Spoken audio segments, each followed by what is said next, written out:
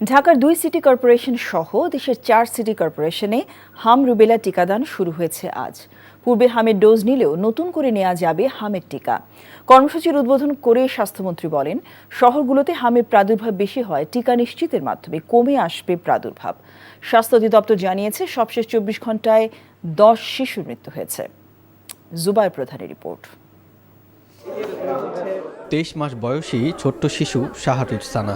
দিনের আলো ফুটতেই মা নাসরিন আক্তার তার কন্যা শিশুটিকে নিয়ে আসলেন ঢাকা দক্ষিণের নগর ভবনে।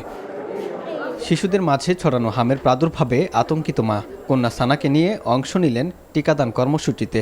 প্রতিদিনই এটা আক্রান্ত এবং মৃত্যুর হার বাড়ছিল, তো অবশ্যই শিশুকে নিয়ে বাবা মা হিসেবে, অভিভাবক হিসেবে আমরা অনেক বেশি শঙ্কায় ছিলাম। টিকা দিয়েছে, অবশ্যই কিছুটা হলেও স্বস্তি পেয়েছি, যে মনে হচ্ছে যে কিছুটা হলেও আমার বাচ্চা হয়তো সুরক্ষা পাবে।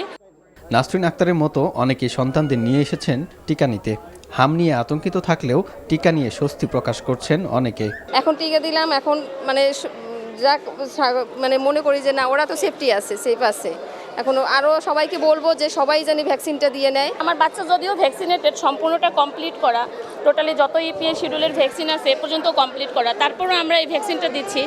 এর আগে ঢাকা দক্ষিণের নগর ভবনে ঢাকাসহ 4 সিটি কর্পোরেশনের টিকাদান কর্মসূচির উদ্বোধন করেন স্বাস্থ্যমন্ত্রী সরদার মোহাম্মদ সাখাওয়াত হোসেন। এ সময় তিনি বলেন, সিটি কর্পোরেশনগুলোতে হামের প্রাদুর্ভাব সবচেয়ে বেশি। টিকা নিশ্চিত করার মাধ্যমে হাম থেকে মুক্তি মিলবে বলেও আশা প্রকাশ করেন তিনি। আমি অনুরোধ করব যাতে আমাদের এই 6 months to 5 years গ্রুপের বাচ্চারা, ইচ অ্যান্ড এভরি বেবি যেন আমাদের টিকাদান কর্মসূচির আওতায় আসে। আপনারা সেইভাবে অলিতে গলিতে জনগণের মধ্যে এই কর্মসূচিটাকে জনপ্রিয় করবেন, যাতে সবাই টিকাদান কর্মসূচিতে অংশগ্রহণ করে। এছাড়া রাজধানীর হাসপাতালগুলোতে ঘুরে দেখা যায়, এখনও হামের উপসর্গ নিয়ে ভর্তি হচ্ছেন অনেক শিশু। তবে ভর্তির সাথে সাথে আগের তুলনায় কিছুটা বাড়ছে সুস্থ হয়ে বাড়ি ফেরার সংখ্যাও।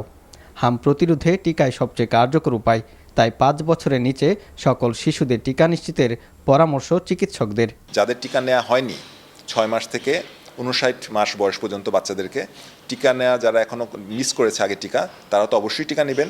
এমনকি যারা নাকি আগেও টিকা 1 ডোজ বা 2 ডোজ নিয়েছেন, তারাও নতুন করে টিকা নিয়ে নেবেন।